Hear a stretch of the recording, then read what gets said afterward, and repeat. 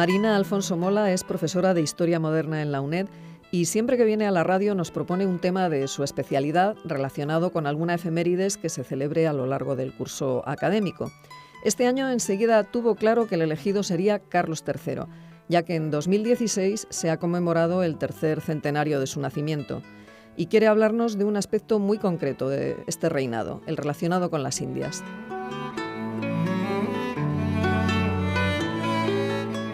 Marina, muy buenos días y bienvenida a Sin Distancias. Muy buenos días, Clara. Carlos III era hijo de Felipe V y de su segunda esposa, Isabel de Farnesio. Se había iniciado en las tareas regias como rey de Nápoles y de Sicilia, donde dejó un buen recuerdo de sus 15 años de gobierno, desde 1734 a 1759. Cuando murió sin descendencia su medio hermano Fernando VI, es proclamado rey de España. ¿Cómo fue la acción de este monarca en el imperio ultramarino que le tocó gobernar? Fue un reinado largo, de 1759 a 1788. En casi 30 años hubo luces y sombras, como los desastres bélicos iniciales de La Habana, Manila, Florida, los desbarajustes de la expulsión de los jesuitas en 1767 y las grandes revueltas de las últimas décadas del reinado. Pero el saldo final puede considerarse muy positivo. ¿Cuáles serían las líneas maestras de su actuación en América y Filipinas? Carlos III continuó en Indias, igual que en España, con la política reformista de Felipe V, su padre. Sus ministros en América tratan de perfeccionar la organización administrativa, potenciar el crecimiento económico más la hacienda, garantizar la defensa militar del territorio, reforzar el dominio sobre las áreas marginales y promover el desarrollo cultural. Marina, ¿podrías explicarnos con más detalle cada una de estas medidas reformistas? Claro, comenzaremos por lo más árido, la reorganización administrativa. Es fundamental el papel de la Secretaría del Despacho Universal de Indias, con personalidad independiente tras segregarse en 1776 de la Secretaría de Marina, con la que formaba tradicionalmente una unidad administrativa. Y además hay que destacar las decisiones de José de Gálvez, como la creación de las intendencias americanas, que aunan las funciones de guerra, hacienda, justicia y policía, que se van a desarrollar entre 1763 y 1786. Además, las nuevas divisiones del territorio, como la creación del Virreinato del Río de la Plata en 1776, desgajando del Virreinato peruano los territorios de Charcas, Paraguay, Tucumán y Cuyo. El establecimiento, por otra parte, de la Comandancia General de las Provincias Unidas también en 1776, con California, Sonora, Arizona, Nueva Vizcaya, Nuevo México, Coahuila y Texas.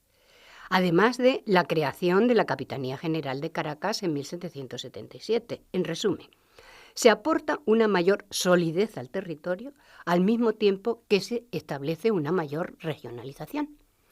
Marina, ¿esta regionalización derivada de la nueva organización americana pudo ser un instrumento político al servicio de un crecimiento económico equilibrado? Aunque las respuestas siempre han de matizarse, dado el carácter genérico de este programa, se podría decir que esta estructura, muy próxima a la peninsular, facilitó la política de fomento económico sustentada en 3 sectores. El primero, la atención a la minería a través del Tribunal de Minería, la Ordenanza de Minería y la fundación del Colegio de Minería, pudiéndose apreciar el papel ascendente de México con las minas de Guanajuato y Zacatecas y el descendente de Perú, Potosí y Pasco, así como la importancia del oro neogranadino y el cobre chileno de Copiapó y Coquimbo. En segundo lugar, la rigidez del monopolio del puerto de Cádiz como cabecera metropolitana se vio aliviada por varias medidas descentralizadoras, como son la designación de un segundo puerto como sede de un monopolio secundario, que sería el Servicio de Correos Marítimos en La Coruña, y la promulgación del Decreto de Libre Comercio de Barlovento en 1765, que abría el tráfico directo a 9 puertos peninsulares con diversas islas antillanas y que se fue ampliando sucesivamente a otras áreas caribeñas como la Luisiana, Campeche, Yucatán, Santa Marta y Riohacha. Además, el Decreto de Comercio de 2 de febrero de 1778 incorporó al ámbito liberalizado las regiones de Perú, Chile y Río de la Plata, pudiendo organizarse expediciones directamente desde los puertos habilitados. Finalmente, la promulgación del Decreto de Libre Comercio del 12 de octubre de ese mismo año, 1778, va a ser el gran hito que autorizó el tráfico marítimo a 13 puertos españoles y 9 puertos mayores de América. Y el tercer punto a destacar es el fin del monopolio del galeón de Manila a Acapulco, abriéndose el comercio directo de la metrópoli con Filipinas en 1785 con la creación de la Real Compañía de Filipinas. ¿Y qué consecuencias palpables tuvieron las medidas aplicadas a estos 3 frentes? Pues las más obvias fueron la expansión del tráfico, la creciente potenciación y nacionalización de la flota mercante, así como la paulatina nacionalización de las mercancías con el consiguiente fomento de la industrialización nacional. Además, en América, los efectos descentralizadores se vieron ampliados por la disposición que permitía la escala en diversos puertos en el transcurso de la misma expedición, lo cual facilitaba el comercio intercolonial que se estaba liberalizando paralelamente por las mismas fechas. Supongo que este desarrollo redundaría en beneficio de la recaudación de la Real Hacienda, ¿no? Pues se puede hablar de éxitos y fracasos de la Real Hacienda. Me explico. Las reformas, con la instauración de los superintendentes generales de Lima, México y Buenos Aires, más la Junta General de Hacienda, facilitaron el rigor en la recaudación y el control de los monopolios, los llamados estancos, pues de la pólvora, el azogue, el papel sellado, la lotería, los naipes, el pulque, el aguardiente de caña y el tabaco, entre otros. De hecho, hay un aumento notable en la contribución de los virreinatos. Por ejemplo, el de Nueva España recauda 14 millones de pesos, el de Nueva Granada unos 5 millones, el de Perú más de 4 millones y el del Río de la Plata más de 3 millones de pesos. O sea que son cantidades nada desdeñables, ¿no? ¿Y se toma de buen grado en América este aumento de la presión fiscal tras un periodo de mayor laxitud? Como era de esperar, se produjeron revueltas motivadas por la presión fiscal. Por un lado, en 1765 se produce la denominada Revuelta de los Estancos en Quito por el aguardiente, con un tremendo saqueo de las casas de los españoles peninsulares. Más tarde, en 1781, tuvo lugar el levantamiento de los comuneros del Socorro en el distrito de Tunja, por la exigencia rigurosa del impuesto de alcabalas y de otros tributos, así como por el estanco del tabaco, que movilizó a unos 25.000 hombres nada menos. Y desde Santa Fe se contagió Venezuela con la revuelta de Maracaibo al año siguiente. Bueno, según parece, estas son sublevaciones indígenas contra el aumento del control derivado de las reformas borbónicas. ¿Se puede incluir en este movimiento la protagonizada por Tupac Amaru? Por supuesto. La gran rebelión de comienzo de los 80 fue la liderada por José Gabriel Condorcanqui o Tupac Amaru II, un noble inca educado por los jesuitas en el Colegio de Caciques del Cusco, que sufrió en carne propia la presión fiscal de las autoridades españolas y como curaca tuvo que mediar entre el corregidor y los indígenas a su cargo, que se vieron afectados por el alza de las alcabalas al mismo tiempo que se les reclamaba el envío de Mitayo a Potosí. Tupac Amaru solicitó a las autoridades coloniales el cese del trabajo obligatorio indígena en las minas y la abolición de las alcabalas y las aduanas, petición que fue desoída. La rebelión se inicia con la captura y ejecución del corregidor Arriaga en noviembre de 1780, apoyado por curacas, mestizos y miles de indígenas, y se va a extender por los virreinatos del Perú y Río de la Plata.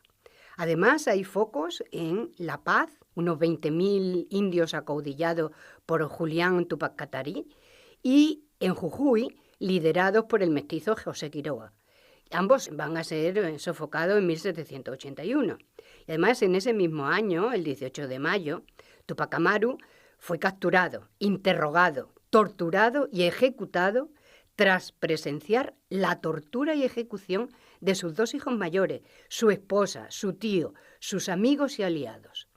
Los funcionarios españoles mostraron una gran crueldad al sofocar la rebelión y quisieron dar un castigo ejemplar al despedazarlo para evitar alzamientos posteriores. No obstante, Tras su muerte, la resistencia fue asumida por su primo Diego Cristóbal Túpac Amaru en 1782. Bueno, esta represión indígena fue una página sangrienta en el capítulo de las medidas tomadas en América durante el reinado de Carlos III, ¿no? Indiscutiblemente así fue. La persistencia del miedo al indio alzado condujo a la represión y a la muerte de decenas de miles de indígenas y mestizos. Ya que estamos en la zona de sombras que antes nombrabas, tengo una curiosidad. ¿Qué pasa con la expulsión de los jesuitas? Esto daría para un programa entero, así que voy a tratar de ser esquemática. Las luces trajeron un mayor control del Estado sobre la Iglesia, lo que se denomina el regalismo. Y los jesuitas fueron las víctimas al ser sospechosos de ir por libre debido al voto de obediencia al Papa, además de haber tenido a su cargo la formación de las élites criollas a través de colegios y universidades, y desarrollar un tipo de misiones autárquicas al margen del control establecido. Y sobre todo porque la actitud de los jesuitas fue abiertamente a favor de los indígenas en las guerras guaraníticas. Todo ello les convierte en el chivo expiatorio perfecto. ¿Y fueron muy graves las consecuencias de la expulsión? En América fueron devastadoras y, de hecho, muchos peninsulares y criollos condenaron la medida. Figúrate que cuando son expulsados en 1768, la orden es del año anterior, fueron 2.600 los padres que abandonaron las tierras americanas, dejando un vacío de profesorado muy bien formado, imposible de cubrir en colegios y universidades, amén del abandono de misiones ejemplares como las de Arizona, Mojos y Chiquito en el Alto Perú, Mainas en la Amazonía y los 300.000 guaraní abandonados en el Paraguay. Marina, dijiste al principio que uno de los puntos de la política de Carlos III en América fue garantizar la defensa militar del territorio, es decir, la defensa de las Indias. ¿Por qué? ¿Qué peligros o amenazas había? Gracias, Clara, por reconducir la conversación hacia la defensa de las Indias con mayúscula, no la defensa de las mujeres nativas, como ha habido algún despistado en los exámenes. El afianzamiento defensivo se hizo evidente por la intervención de los ingleses en el marco de la Guerra de los 7 años, al principio justo del reinado. Tras el tercer pacto de familia, La Habana y Manila fueron ocupadas en 1762 por los británicos, aunque por la Paz de París al año siguiente se recuperaron y Francia, en compensación al apoyo prestado por España, les cede la Luisiana. No obstante, España hubo de entregar Florida a Gran Bretaña y Colonia de Sacramento a los portugueses. ¿Qué objetivos se marcaron en el proyecto reformista para el reforzamiento defensivo de las Indias? Un frente a cubrir fue la organización de un ejército americano. Primero, con la potenciación de cuerpos fijos in situ y expedicionarios procedentes de España.